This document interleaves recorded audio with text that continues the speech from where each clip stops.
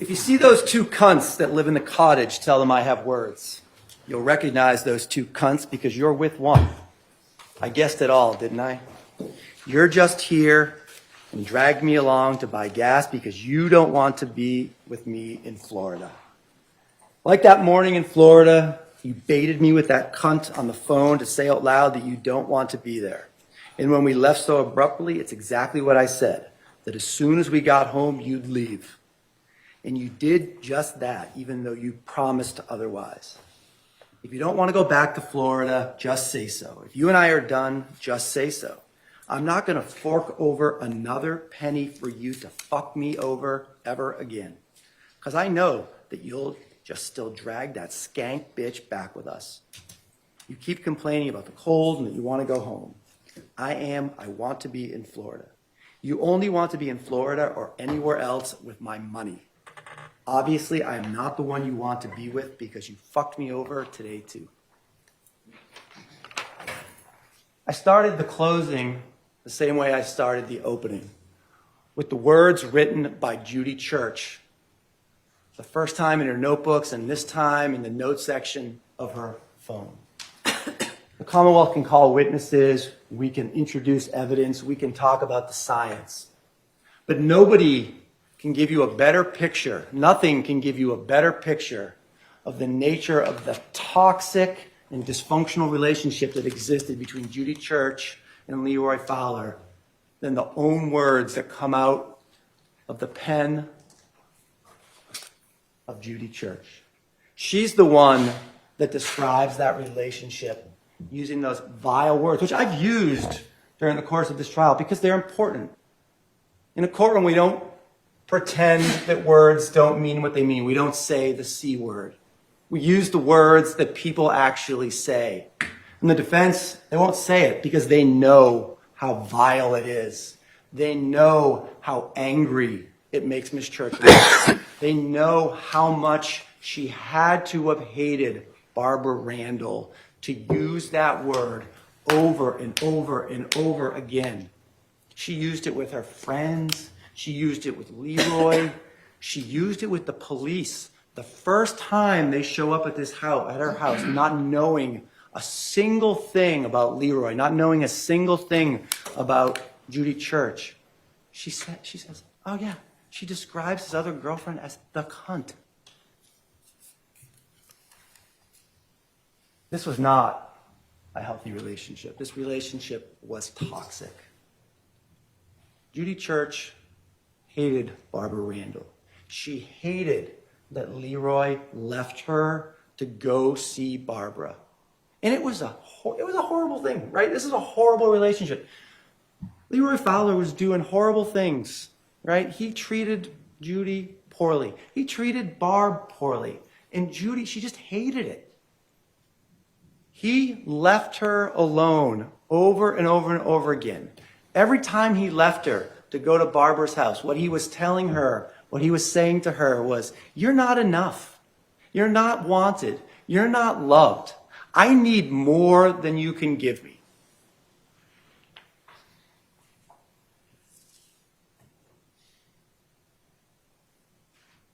Judy tried to make up for that with her money, right?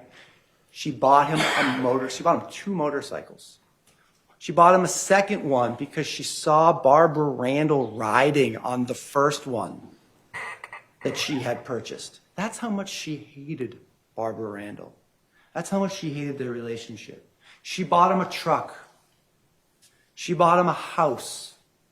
And no matter how much money she spent, every single time, as I just read to you in Exhibit 46, no matter how much money she spent, she knew that Leroy was going back to Barbara. And she hated it. She snooped on Leroy's phone. She took pictures of their text messages.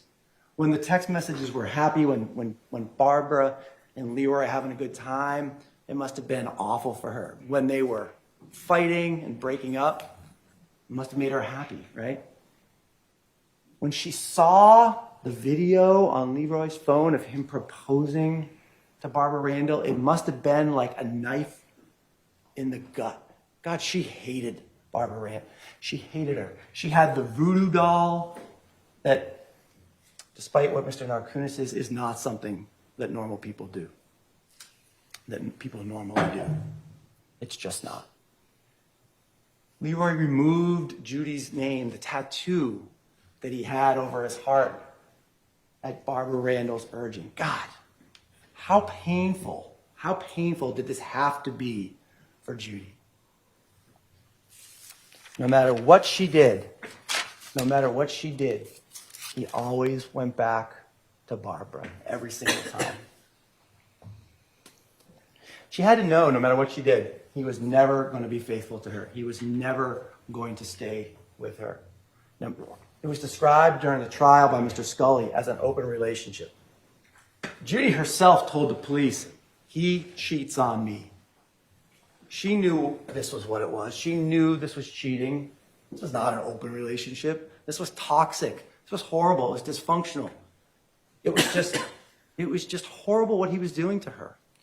And she made the decision to poison him. Mr. Narcisse said, there's no motive. There is motive all over this case. Not only is there motive, there's means and there's opportunity.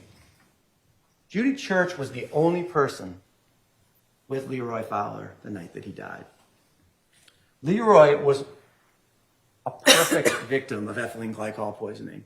His diet seems to have consisted entirely of soda, Powerade, cupcakes, and coffee milkshakes.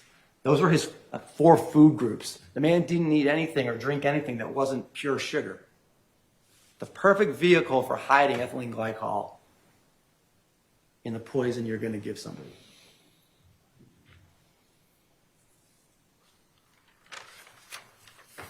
Now, if Judy and Leroy's toxic and dysfunctional relationship provided the motive, that night is the means and the opportunity. You heard from Dr. Shin and you heard from the medical examiner how quickly the ethylene glycol starts to poison you once it gets into your body. The only person that was there that night with Leroy was Judy Church. Now, Leroy knew enough to not drink ethylene glycol on his own, right? Leroy worked on cars, he worked on motorcycles all his life. Leroy knew how dangerous this stuff was. And Leroy liked cocaine, right? That's what Leroy was looking to do. Leroy was looking for cocaine. And Leroy was doing whatever it is that Leroy wanted to do. Now, what's the first sign on November 11th that something is amiss? Now, I'm not talking about Leroy's illness, but what I'm talking about is the 911 call. What does Judy say in the 911 call? Yes, 108 Central Ave. We need an ambulance. Hear what's going on there? I don't know. My boyfriend must have ingested something. My boyfriend must have ingested something. How did she know that he had ingested something? People only use the word ingest when they're talking about poison. No one says, I just ingested some water, or I just ingested my morning cup of coffee. You ingest poison. And Judy used that word because, not because she was admitting that she committed the crime, but because that's what was on her mind. She knew full well that he had ingested something. Now, the EMTs show up, and they don't know that he's ingested something. The first thing that they say to each other is, oh, maybe it's neurological, right? They take him to Anna Jakes. Anna Jakes doesn't know that he ingested something right away. They're still working. They're trying to figure out what happened to him. Doctors, nurses, nurse practitioners, they don't say, oh, yeah, he must have ingested something. No, only Judy Church says he must have ingested something, knowing full well that that's actually what happened. Before the EMTs get there, there's the videos. Those videos are horrible. They are chilling. They are the best possible evidence of murder in the first degree with extreme atrocity and cruelty. Usually you have to rely on a medical examiner or a doctor or a witness to say, oh, the victim was suffering. You don't have to rely on any witness You don't have to rely on any person who came in and testified. You get to see for yourself how much pain, how much agony, how bad it was for Mr. Fowler that morning. He can't stand. He can't get up no matter how many times he tries. He can't talk. He can't breathe. He is moaning in agony. What does Judy Church say to him? Are you having fun?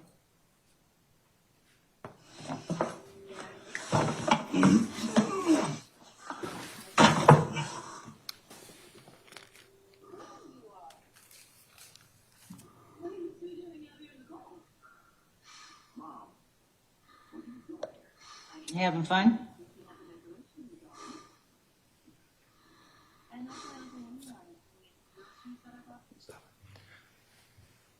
If the person that someone loves is on the floor, unable to stand, unable to walk, unable to talk, you don't pull out your phone and you start videotaping.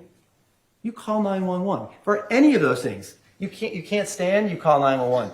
They can't talk, you call 911. They can't breathe, you call 911. Their stomach is like that, you call 911. He's got all of these things. And for a half an hour, she sits on that bed and she videotapes him. She tells the police she gave him a pillow, she gave him a blanket. It's not on the floor, nothing. The only thing that's on the floor is the dog bed.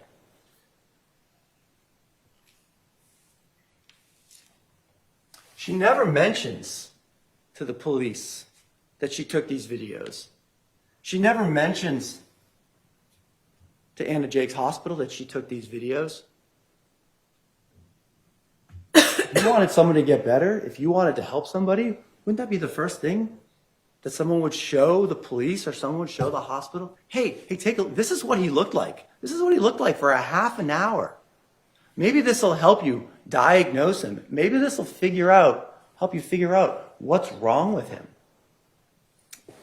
In one of the more surreal moments of the trial yesterday, you heard Mr. Narkunis cross-examining the medical examiner. And he had the medical examiner agree that, yeah, if Mr. Fowler had gotten treatment sooner, maybe he could have lived. Who was the person responsible? Who was the person responsible for Mr. Fowler not getting immediate medical treatment? The defendant, Judy Church. She sat there in that house videotaping him for 30 minutes. She tells the police as early as 6:30 that morning he started to fall down. She told the hospital as early as 3:30 that morning he was falling down and that he couldn't stand up. Now, at some point, it had to become clear to her that explaining a dead body on the floor of her bedroom was not a good idea. She calls 911. She gets the chance to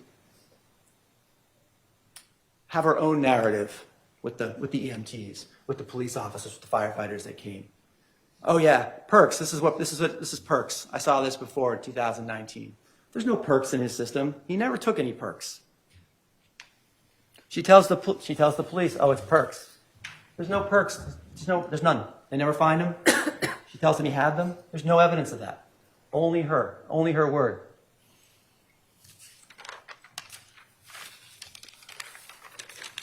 Even before November 11th, it appears that Leroy was ingesting ethylene glycol. His symptoms, as described by Michael Hawkins, were the same symptoms that you heard about for stage 1 of ethylene glycol poisoning. You heard Dr. Shin from Mount Auburn talk about the kidney problems, the kidney failure that it looked like Leroy was experiencing, and how that could have been, how concerned she actually was for someone who's not even with us anymore about the fact that he couldn't urinate. One of the most serious symptoms that she could tell you about kidney failure. Judy talked openly to everybody about poisoning Leroy Fowler. Now she says it's a joke. As Tammy Fowler said when she was on the stand, it's not so funny after Leroy is poisoned. She texted people about poisoning. She texted, I want to poison somebody, and I have somebody picked out. This was in September of 2022, weeks before Leroy died of ethylene glycol poisoning. She told the police how they used to watch true crime. She called them the murder shows. Perhaps in answer to Mr. Narkunis' questions, that's where she learned what ethylene glycol could do.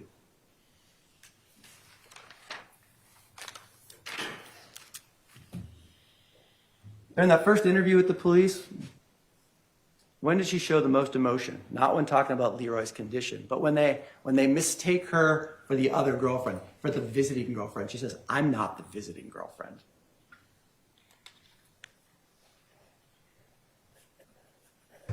Two months before his death, she took a picture of his room. And it was that exhibit that we talked about a couple days ago, the orange liquid in the cup. See it on the screen. The defense insisted, no, it's red, it's red, it's red. Well, Sergeant Williams insisted, no, it's orange. And you can see it's orange. And it's exactly the same color as the liquid in the Powerade bottle. Why would anyone take that picture? Why would you ever take a picture of that on your phone of what somebody's drinking? Is it another trophy? Like the videos that she took of Leroy as he lay dying on her floor? We don't know, but what we do know is that that orange is the exact same color as the orange in the Powerade bottle. That picture taken in August of 2022.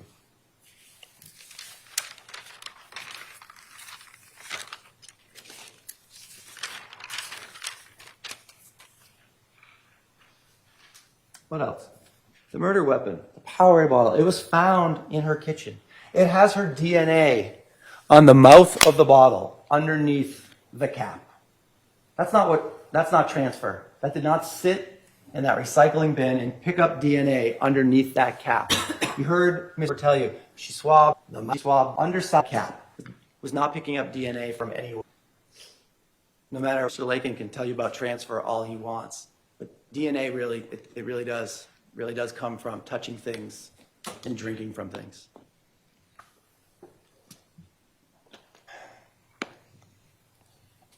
Her DNA is on the mouth of that bottle. She drank from that bottle. She drank. Did she finish the Powerade? Did she show it to Leroy so that he would think it was safe? Take a little sip? She tells the police actually that night when Leroy came to her bedroom, she thought he was dehydrated. She showed, yeah, I gave him something to drink. Now the defense rests much of their case, much of their defense on the bittering agent that they say would have kept Leroy from drinking this because he would have noticed it. Now, you heard from NMS that they don't have this test. State Police Crime Lab doesn't have this test. Now, and the defense says, well, the state police, Trooper Williams, should have gotten this test done. Can you imagine the uproar from the defendant if the Commonwealth of Massachusetts had called up a random marijuana testing company with no forensic abilities at all to do a test in this case? Can you imagine the outcry? Mass State Police call weed company testers to test evidence in a murder case. Now, these are the same people, when you heard the testimony yesterday, that provided their results to a different defense expert 2 months before they actually did the tests. I think the less said about MCR labs, the better.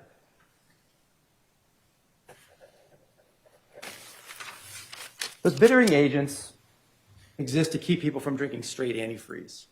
They don't exist to keep people from drinking antifreeze that has been mixed in with soda or Powerade, that it's down to 2.5% of the bottle. That's not what it's there for. You're not going to take that. You're down to 1 or 2 parts per million at that point. Regardless of the Bitrex that was in that Powerade, one of the uncontrovertible facts of this case is that Leroy Fowler had ethylene glycol in his blood. He had it in his body. He had it in his system. That's what he died from. Dr. Shin agrees. The medical examiner agrees. And if you look at the Beth Israel records, you will see that that's what he died from as well, despite the representations made in the closing by Mr. Narkunis. Right at the top of the Mount Auburn records, it's right at the top of the differential diagnosis, it's ethylene glycol poisoning. And that was before they even had the 52 milligrams per deciliter number of ethylene glycol in Mr. Fowler's blood. Leroy drank ethylene glycol within hours of that video being taken on November 11th. He had to have drunk it in the house. He had to have drank it that night. Judy Church had complete and utter access to his food and his drinks. In her interview, you heard her say, "You won't find Leroy's fingerprints on a pot or a pan." She did his cooking. She made him his drinks. She made him his milkshakes. He was the perfect victim. He had COVID and lost his sense of taste. He destroyed his taste buds with years of cocaine use and cigarettes. He was the perfect victim for an ethylene glycol poisoning murder. That is motive means an opportunity. Leroy didn't kill himself. If he had, the bottle of antifreeze would have been sitting in his bedroom, right? Someone shoots themselves, the gun falls to the ground. It's there underneath the body. Someone takes pills, you take a whole bottle of pills, the pill bottle is there. There's no antifreeze there. If he had been drinking that himself, just drink it, kill himself. No, there's absolutely no evidence of that. As Judy Church told the police numerous times, Leroy thought far too highly of himself to kill himself. Not a single person came in here and gave a shred of evidence that suggested that Leroy Fowler was going to kill himself. Leroy Fowler liked his life. He liked having Judy buy him things. He liked being able to go to Barbara when he wanted to. He wasn't the one with the problem in this relationship. Judy was. Now, a few minutes, well, that's actually been a long time now. Almost an hour and a half ago, the judge explained to you the elements of first-degree murder, the two theories that the Commonwealth is proceeding under, premeditation and extreme atrocity and cruelty. Now, with respect to premeditation, there are few things in the world when you're going to kill somebody that require more premeditation than taking a poison and adding it to someone's drink. The very definition of having to think about what you're doing, unscrewing the cap, pouring it in, making sure that they drink it. And as for the extreme atrocity and cruelty, that video provides all the evidence that anyone would ever need to know that this murder was committed with extreme atrocity and cruelty.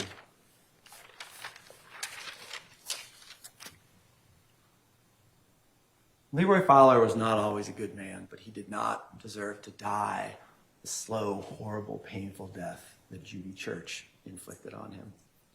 All that she had to do was leave.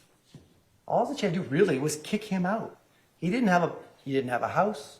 He didn't have any money. It all came from her. But she couldn't do that, right? Because she couldn't let go of this competition that she had with Barbara. One of the notes that I read to you yesterday said, "You'll lose this competition every single time. You will never," and I'm paraphrasing, "you'll never defeat me. You'll never beat me." That's what caused this. That's what brought along what happened on November 11th. That's what caused the poisoning of Leroy Fowler. I ask you that after your deliberations, you return a verdict of guilty on both theories of first-degree murder and find her guilty. Thank you. Thank you, Mr. Camelio.